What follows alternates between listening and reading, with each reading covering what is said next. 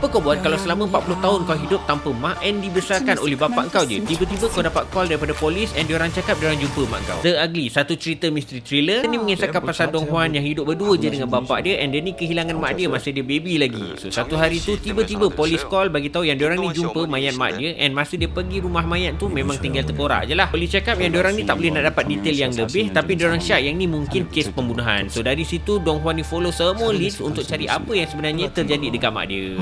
Cerita ni memang slow gila tapi apa yang membuatkan aku tengok cerita ni sampai habis sebabnya aku nak sangat tengok muka mak dia. Cerita ni memang penuh misteri. Daripada awal lagi semua orang cakap yang mak dia ni muka memang hodoh gila and sampailah orang benci mak dia ni sebab terlalu hodoh. Yang jadikan dia misteri daripada awal lagi cerita ni dia memang tak ada tunjuk pun muka mak si Dong Hwan ni sampailah betul-betul ending tu barulah ada face reveal. Untuk plot twist dia pada aku okey lah. Aku boleh consider agak unpredictable juga sebab aku tak boleh nak agak siapa sebenarnya yang ambil nyawa mak dia. Untuk pacing movie ni memang slow gila tapi korang mungkin akan stay untuk tengok sampai habis kalau korang curious sama macam aku. Kalau korang nak layan cerita ni korang boleh tengok ada dekat IC.